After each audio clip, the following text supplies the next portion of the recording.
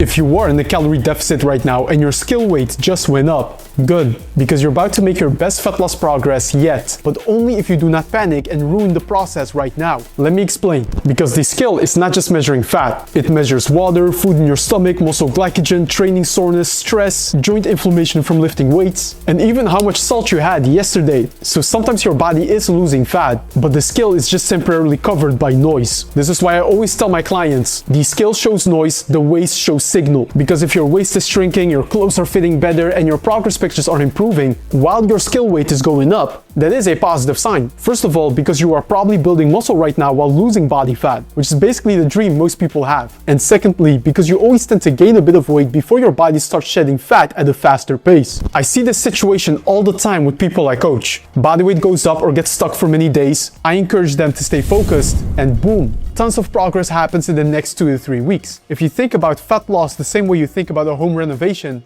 it will make sense. When the renovation starts, your house does not immediately look better. It looks worse. There's dust everywhere, tools on the floor, trash outside, but that does not mean your house is getting worse. It's a work in progress. Your body goes through the same thing. When you lift weights properly in a calorie deficit, your muscles store more water, you get sore, your stress might also go up some days, and the scale starts weighing the construction mess. But underneath the mess, your body renovation is happening. Your waist is coming down, your muscles are getting more defined, so if you see your weight temporarily shooting up, this is not the time to cut calories harder or add more cardio. Instead, I want you to zoom out and ask yourself a better question. What is my waist measurement doing? Your skill weight is like the unemployed friend in your group chat. It reacts to everything, a salty meal, hard leg workout, or a poor night of sleep. But your waist measurement, that is much harder to fool. If your waist is coming down, your body is losing fat. A study by a Japanese university found that for every inch you lose off your waist, it equates to roughly 4 pounds of body fat loss. So when your waist drops by an inch, that is a strong sign you are burning body fat, even if the scale is temporarily hiding it.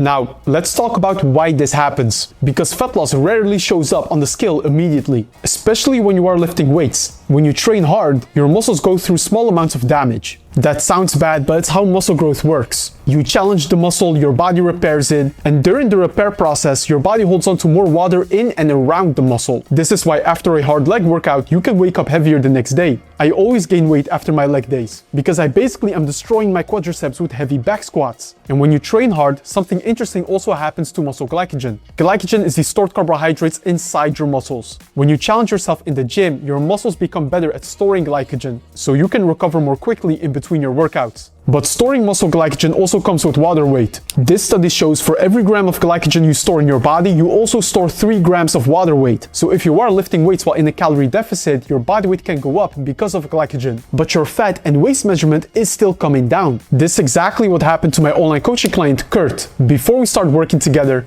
he was trying to burn more calories by doing cardio. Once I moved him into a proper lifting plan in combination with a calorie deficit, he started building muscle and his waist measurement dropped. At the same time though, his body weight moved up. But when you understand what the scale is measuring, it makes sense. Kurt was not getting fatter, he was just training in a way that finally allowed his body to build more muscle mass. And he lost fat during that same process. The progress pictures speak for themselves. Another reason your body weight can lag behind your fat loss is stress. And I see this a lot with career-driven men and women. You are in a calorie deficit, training hard, but work is also busy and sleep is not always perfect. Then the scale stops moving. I know your first thought in this situation is to maybe start doing more cardio or cut your calories, but that just makes the situation worse. When life stress is elevated, your body can hold on to more water because of increased cortisol. So you get this situation where your waist is coming down, your body is changing, but the scale still looks stuck or it even goes up. This is where emotional control matters. The scale is just showing the stress and water retention on top of the fat loss. The worst thing you can do when you are in a stressful environment and see one higher weighing is further lowering calories and adding cardio. This just increases your stress further and keeps water weight elevated. Sometimes the best move is not doing more. In this example, it makes more sense to let your body recover and allow stress to come down. You will then experience the so-called whoosh effect. After a few nights of better sleep, less stress, and maybe even a cheat meal, you wake up lighter, sometimes a lot lighter, and it feels like fat loss happened overnight. In reality, the fat loss was already happening. The scale was just hiding it behind all the water weight caused by stress. Once that water retention drops, the scale finally catches up. So see the whoosh effect as delayed feedback that your body is giving you. The work happens first, the skill rewards you later. And the worst thing you can do is quit or change your approach right before that reward comes. Now,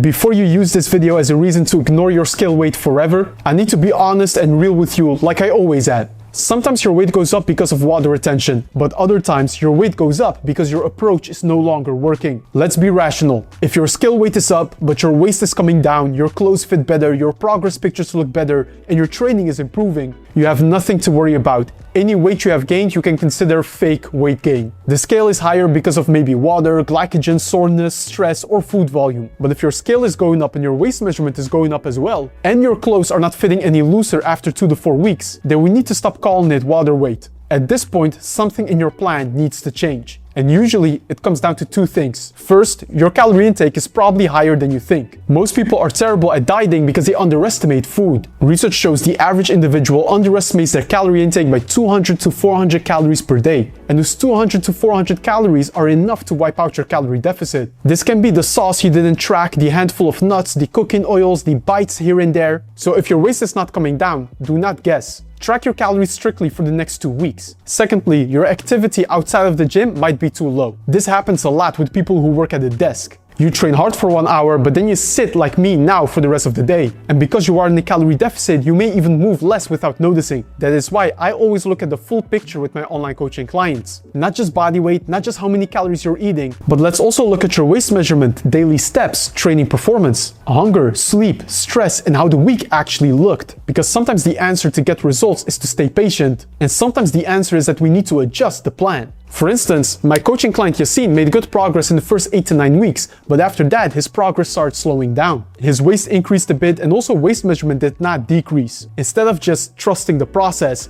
I made changes to his approach because the progress measurements were not making sense. His body weight was stagnant, but also his waist measurement and progress in the gym started plateauing. By increasing daily step count and having a short diet break, I was able to kickstart Yassine's progress again and eventually get an awesome result. Knowing when to adjust your fitness approach and how is where my online coaching clients find my help so useful. If you want me to build you a fat loss plan and make adjustments based on your progress, that is exactly what I do in my private one-on-one online coaching. I will help you set up your nutrition, training, walking routine, and weekly check-ins so you are not guessing every time the scale moves. You can apply through the link in the description. If you are a good fit, I will personally reach out to you. And you can hopefully become one of my next success stories.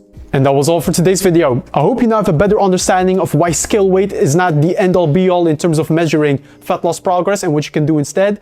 As always, if you have any questions, leave them in the comments below. Here above, I have an awesome new video for you, so go ahead and check that one out. And I look forward to seeing you in that next video.